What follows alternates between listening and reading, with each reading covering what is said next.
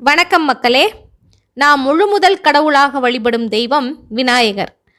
அவரை வழிபடும் நாளான விநாயகர் சதுர்த்தி பற்றி பார்ப்போம்.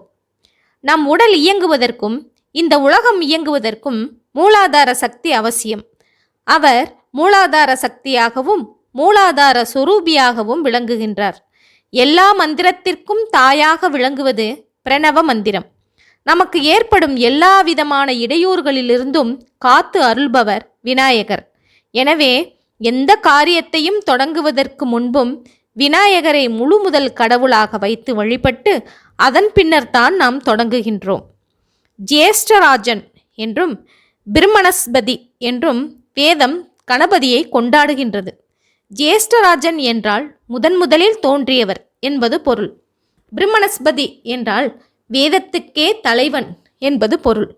எந்த நல்ல காரியத்துக்கு துவங்கினாலும் முதலில் இடர் நீக்கும் பெருமானாகிய கணேசனை துதித்து வழிபடுவது மக்களின் மரபு. எப்படிப்பட்டவரும் ஒரு செயலை தொடங்கும் போது கணபதியை முதலில் வணங்கினால் அவரது எண்ணத்திற்கு ஏற்ப அந்த செயலை இடையூறு நீக்கி நிறைவேற்ற அருள் புரிய வேண்டும் என்று சிவபெருமான் பணித்ததாக கந்தபுராணம் கூறுகின்றது. தென்னாட்டில் பிரம்மச்சாரியாக நாம் வழிபடும் விநாயகர் வடநாட்டில் சித்தி புத்தி என்கிற இரு மனைவியருடன் காட்சி தருகின்றார். முதலாக தோன்றி சித்தி புத்தி என்கிற பெண்களை மனம் புரிந்து மும்மூர்த்திகளையும் படைத்து அவர்களுக்கு சதுர்த்தி விரதத்தை உபதேசித்து அருளியவர் என்கிற ஐதீகத்தினை ஒட்டி இவருக்கு வக்ரதுண்ட கணபதி என்கிற பெயர் ஏற்பட்டது. பார்வதி பரமேஸ்வரரான மூத்த மகரான அவதரித்து தேவர்களை கஜமகன் என்கிற அரக்கனின் கொடுமையை நின்று காத்ததால் கஜானன கணபதி என்கிற சிறப்பு பெயரும் பெற்றவர். இந்த நிகழ்ச்சியை விளக்கும் கதை கந்தபுராணத்தில் உள்ளது. யானை தலையுடன் கூடிய ஓர் அரக்கன் தேவர்களுக்கெல்லாம் தொல்லை கொடுத்து வந்தான். தேவர்கள் சிவபெருமானிடம் முறையிட அவர் தம் மைந்தனான கணேசனை அழைத்து கஜமுக அரக்கனை ஒழிக்கும்படி பணித்தார். சிவபெருமான் உதவிய பூதகணங்களுடன் சென்று அந்த அரக்கனை அழித்து தேவர்களின் துயர் துடைத்தார் கணபதி. அதற்கு பிரதியாக தேவர்கள் சித்தி புத்தி என்கிற தேவ கன்னியரை கணபதிக்கு திருமணம் செய்து கொடுத்து பிள்ளையாரை வணங்கினர். நினைத்த காரியம் கைகூடுவதே சித்தி. புத்தி என்றால் அறிவு. பிள்ளையாரை வழிபடுவோருக்கு நினைத்த காரியம் கைகூடும். அறிவு எனும் ஞானமும் பெருகும். பாலச்சந்திரன் என்கிற பெயரும் இவருக்கு உண்டு.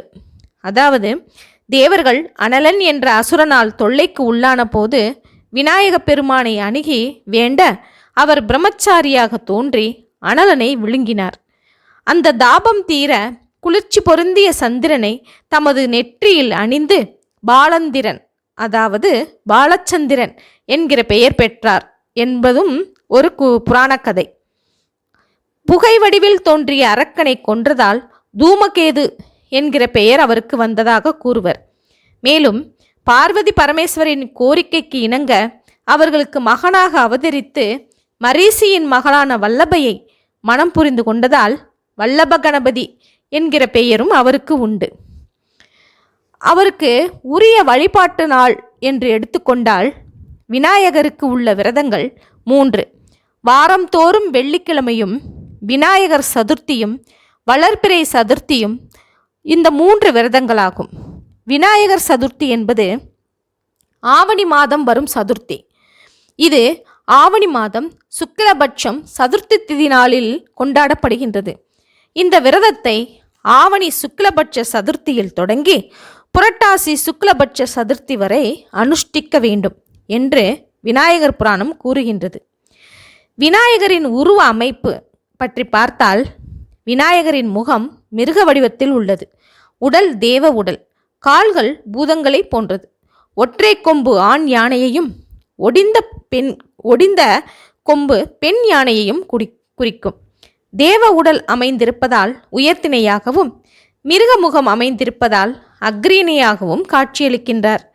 விநாயகரின் உருவ அமைப்பில் அனைத்து மூர்த்திகளின் அம்சங்களும் உள்ளதாக ஒரு வடமொழி ஸ்லோகம் கூறுகின்றது.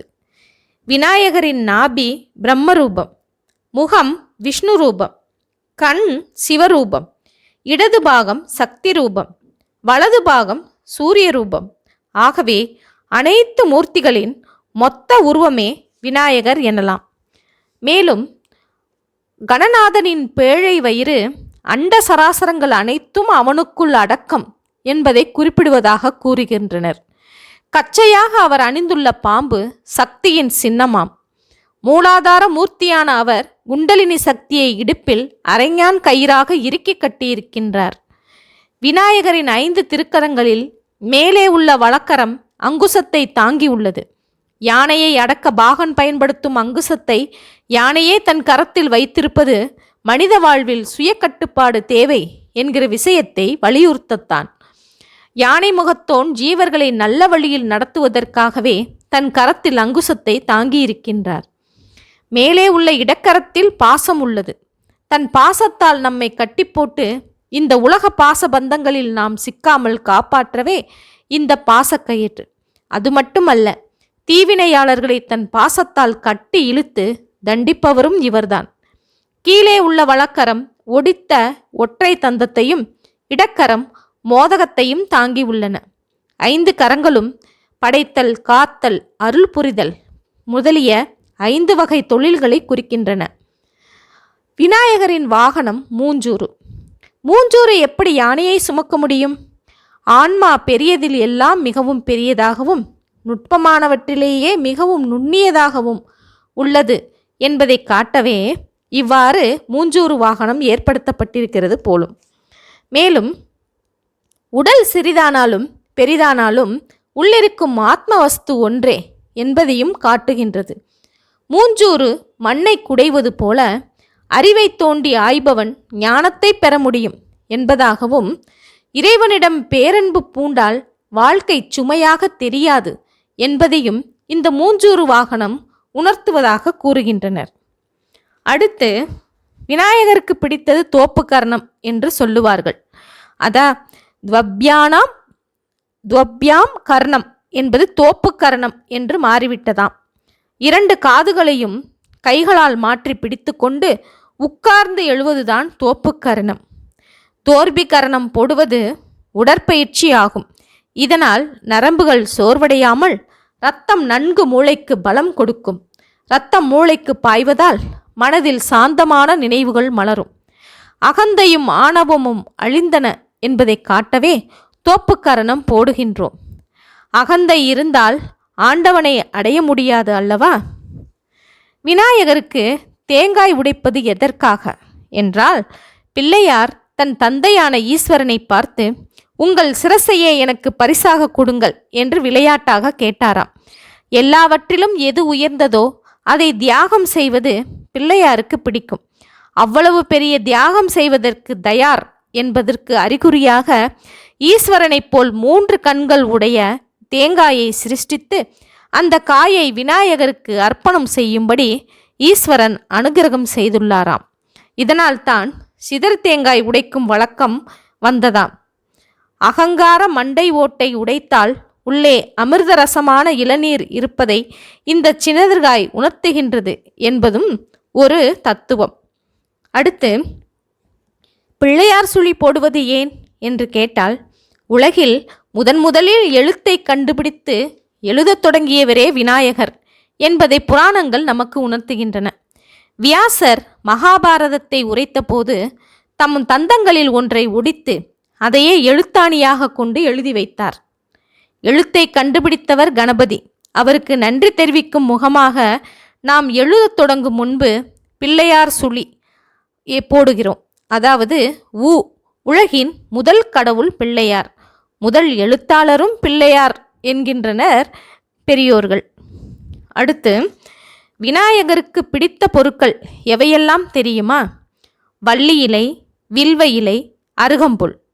அடுத்து, பிடித்த மலர்கள் என்று கொண்டால் எருக்கம்பூ, தாமரைப்பூ, மல்லிகைப்பூ, செண்கவப்பூ, செம்பருத்திப்பூ இவை. நிவேதன பொருட்கள் என்று கொண்டால் மோதகம், எள்ளுருண்டை, தேன், தினை மாவு, மாம்பழம், அப்பம், கரும்பு, தேங்காய், வாழைப்பழம் இவையெல்லாம் நிவேதன பொருட்களாகும்.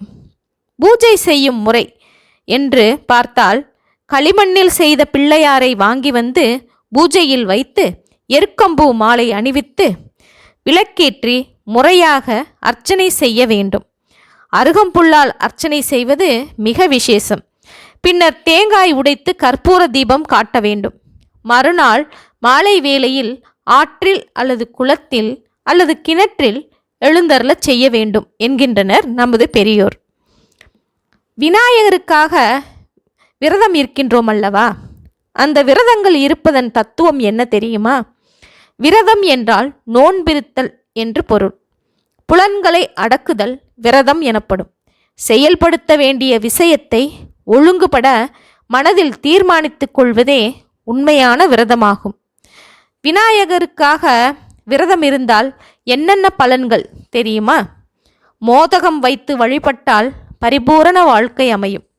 விரதம் இருந்து வழிபட்டால் நல்ல சந்ததிகள், தொழில் மேன்மை, செல்வங்கள் உண்டாகும். நமது வாழ்வு மிகுந்த மேன்மை பெறும். அறிவு வளரும். வினைகள் அகலும். எடுத்த காரியம் யாவிலும் வெற்றி உண்டாகும். அந்த விநாயகருக்கு ஒரு துதி இருக்கின்றது. மிக அருமையான தமிழ் பாடல் அது. வேழமுகத்து விநாயகரை தொழ வாழ்வு மிகுந்து வரும். வெற்றி முகத்து வேழவனை தொழ புத்தி மிகுத்து வரும். வெள்ளைக்கொம்பன் விநாயகனை தொழ துள்ளியோடும் தொடர்ந்த வினைகளே. அப்ப முப்பழம் அமுது செய்தருளிய தொப்பையப்பனை தொழ வினை அருமே.